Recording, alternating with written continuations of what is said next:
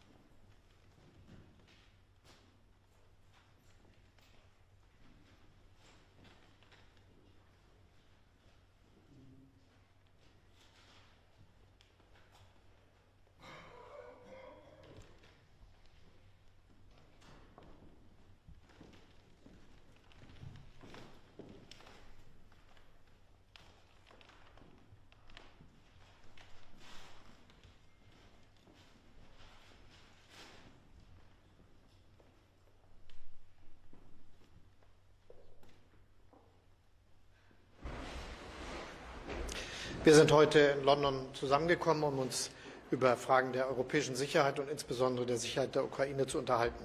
Das war gut und wertvoll, wie auch viele Gespräche, die zuvor stattgefunden haben und viele, die wir in nächster Zeit noch haben werden. Unmittelbar bevorsteht das Treffen im Europäischen Rat, wo wir genau diese Fragen erneut verhandeln werden.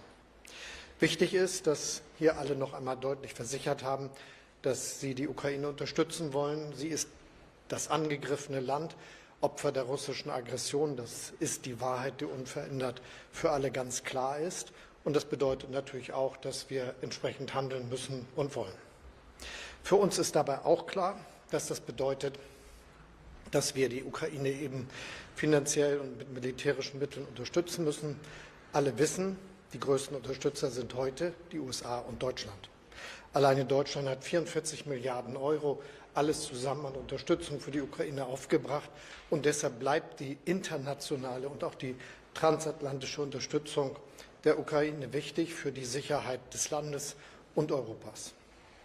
Wir haben heute auch darüber geredet, wie wir weiterkommen können. Dabei würde es sehr hilfreich sein, wenn es dazu kommt, dass die Bombardierungen aufhören, ob das nun die Luftauseinandersetzung betrifft, ob das die Situation auf der See betrifft.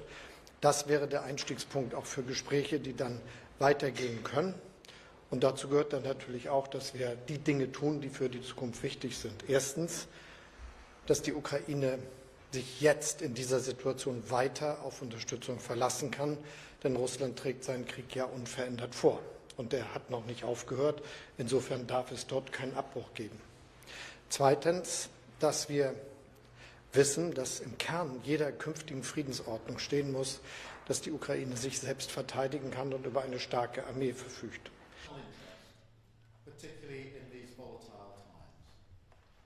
That's why last week I announced the biggest sustained increase in defence spending since the Cold War.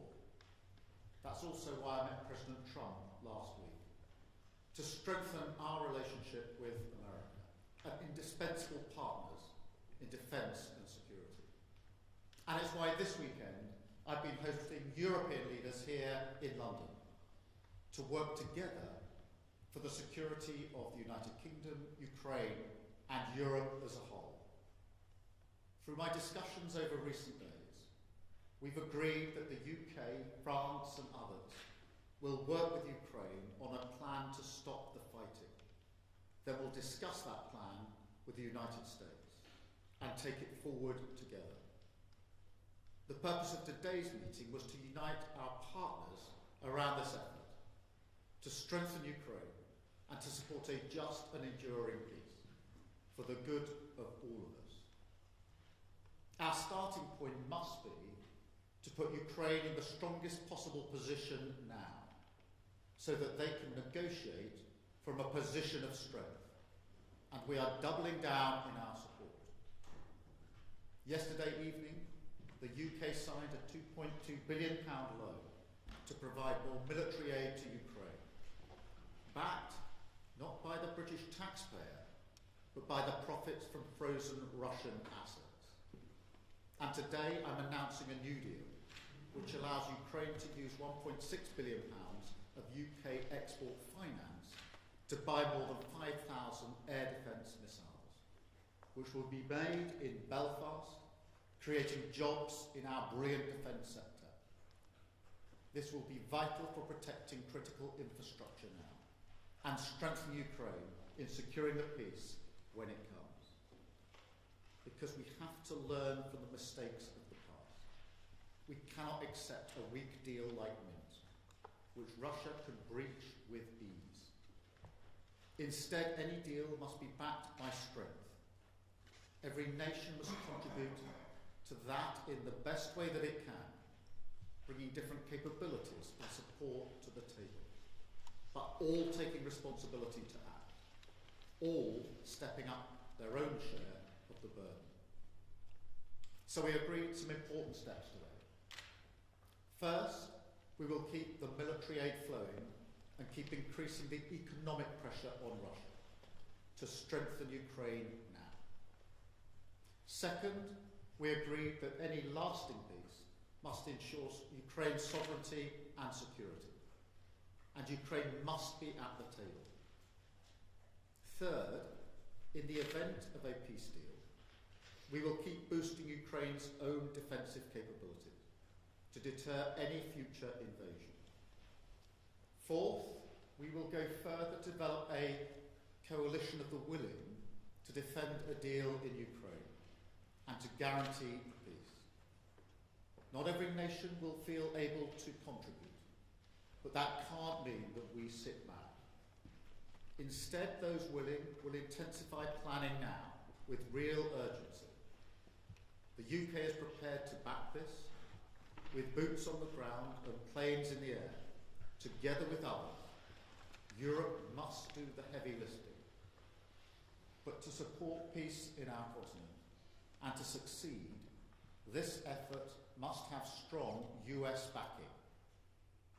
We're working with the US on this point after my meeting with President Trump last week. And let me be clear, we agree with the President on the urgent need for a durable peace. Now, we need to deliver together.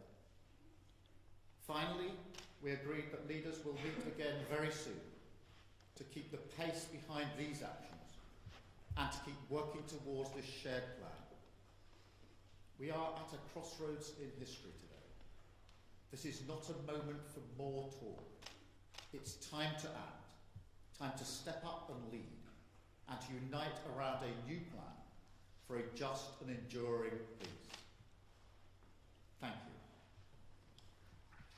I will now take a number of questions, starting, I think, with you, Beth, at Sky. Thank you, Prime Minister. Watching President Trump berate a wartime president and defender of European freedom in the Oval Office said to many people what you've already said in a way, that everything has changed. Given that the US has become an unreliable ally, did you as European leaders discuss the prospect of actually going it alone, and actually what the reality of a US pulling out of this, all of this would mean? Do you think you really do need the US? And if you do you think the coalition of the willing will be enough to bring President Trump back around? Thank you. Well, first in relation to last Friday, nobody wanted to see what happened last Friday, but I do not accept that the US is an unreliable ally. The US has been a reliable ally to the UK for many, many decades and continues to be. There are no two countries as closely aligned as our two countries, and our defence, our security and intelligence is intertwined in a way no two other countries are. So it's an important and reliable ally for us. The discussions we've had today, particularly the coalition of the willing, is on the basis that this is a plan that we will work with the US and that it will have US backing. So that is the purpose of the plan, and that is why I spoke to President Trump last night before we developed the work on this plan. Thank you. I've got Robert from ITV. Yeah, hi, Robert Besson, ITV. I want to sort of put to you what will be on the minds of millions of British people. With your commitment in the event of a peace deal to deploy British soldiers to Ukraine, is there now a more real prospect of Britain being at war with Russia? Can you rule that out? The whole point of a guarantee for any deal, or if there is a deal, is to preserve the peace. And if you want to preserve the peace, you have to be prepared to defend the peace. So the reason I've been forward-leaning on this is because I want to avoid conflict, because I do not want conflict in Ukraine, in Europe, and certainly not in the United Kingdom. I want stability in the United Kingdom. The way to ensure that stability is to ensure that we are able to defend a deal in Ukraine, because the one thing our history tells us is that if there is conflict in Europe, it will wash up on our shores. And already in the last 3 years, what's happened in Ukraine has had a massive impact on many working people back here in the United Kingdom because their bills have gone up, their energy bills have gone up. There's been an instability in our economy caused by that conflict. So we are not unaffected by it. And of course, our own security and defence depends on the defence and security of Europe. So every step I am taking is in order to preserve peace, to avoid conflict, because the safety and security of the British people is my number one duty and responsibility, and I take it very seriously. Thank you. Chris at the BBC. Thank you, Prime Minister. Chris Mason, BBC News. After what happened the other night between Presidents Trump and Zelensky, do you feel a greater personal responsibility alongside President Macron and others for delivering a workable peace? And on the coalition of the willing, as you described it today, are you persuading more people to join it? Thank you. On the question of responsibility, I do think the United Kingdom should step up and lead. We have done that historically as a nation, and we need to do it again. And that is why we're moving forward on this.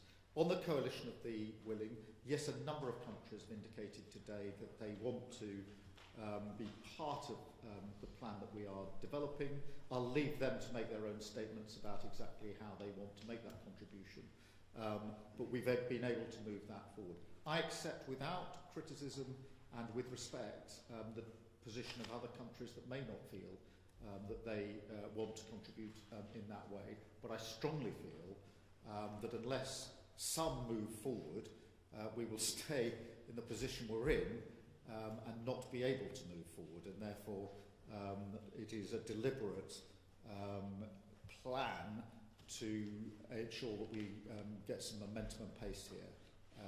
And it is intended to preserve the peace, and it's intended to ensure that we stay in lockstep with the United States, which is my strongly held belief the best way to preserve security and defence in Europe and security and defence in the United Kingdom. Well, a number indicated today that they wanted to be part of the more forward-looking element. I will, rather than speak for them in terms of exactly how they'll make that known and what their contribution will be, I'll leave that to them. But I'm pleased that a number did indicate that they do think that this is a plan worth backing and that they want to play a part in it. And so we've made real progress today in the course of the last few hours. Thank you. Alex. Thank you, Prime Minister. Alex Wickham from Bloomberg. Sorry. On your coalition of the willing, do you think it can be bolstered by countries that aren't just in Europe? Essentially, we've got Canada represented here today. Do you think you could get countries beyond Europe to join the coalition of the willing, essentially make it almost a transatlantic partnership? And also, in terms of your plan to present back to Donald Trump, how soon do you need to get that done? Is that something that really needs to happen very quickly in days? On the countries beyond Europe, obviously we had Canada here, who've traditionally taken a forward-leaning role. They've been working very hard with us on issues like trading, and they've been a reliable ally. And I'm encouraging of that because they are already deeply vested in Ukraine. As I say, they've worked on the training, amongst other things. Yes, on the question of the US, look, I spoke to President Trump last night. I'm not going to go through the details of that conversation, but I would not be taking this step down this road if I didn't think that it was something that would yield a positive outcome in terms of ensuring that we move together, Ukraine, Europe, the UK and the US, together towards a lasting peace. And so that's the way I've approached this in the last few days. Hugo, from the I News. Thank you, Prime Minister. Hugo Jai from the iPaper. Obviously, the other party that would need to sign up to any future peace deal is Russia. President Trump has said he wants to talk to Russia. You're coming up with a peace deal without Russia's involvement. What makes you think that Russia can be persuaded to sign up to this deal that's been agreed by its enemies? Well, in the end, a deal will have to involve Russia. Of course it will. But we can't approach this on the basis that Russia dictates the terms of any security guarantee before we've even got to a deal. Otherwise, we won't make any progress at all. It is you know, for a deal to be done, but if a deal is done, it has to be a deal that is then defended, because what we've seen in the past is a cessation of the hostilities without any backup, and that was readily breached by Russia. And that is precisely the situation that I think we need to avoid this time around, which is why we're going down this road. Antonello, please, from La Repubblica. Thank you. It's Antonio Guerra from La Repubblica. The Italian Prime Minister Giorgia Meloni, who you had a bilateral meeting earlier today, said that the West must not split on the Ukraine. How can you try to convince Meloni and other European leaders that your plan and your coalition of the willing is the right thing, and to persuade them to join? And do you fear that the West might split on this? Thank you. Well, first, I had a very good bilateral meeting with Georgia this morning. We had the first bilateral brunch, I think, in the history of British-Italian relations. So that was a first. We get on personally very well, and she's very clear. I don't want to speak for her, but I mean, I think her position is well known, that Europe and the US have to stand together, and that bond must always be strong. So there's a huge amount of common ground between the way I see this and the way Georgia sees this, particularly the view that it is important for the security and defence of Italy, of Europe and the United Kingdom, that we work, as we've always worked, closely aligned with the United States. Thank you all very much indeed. Thank you.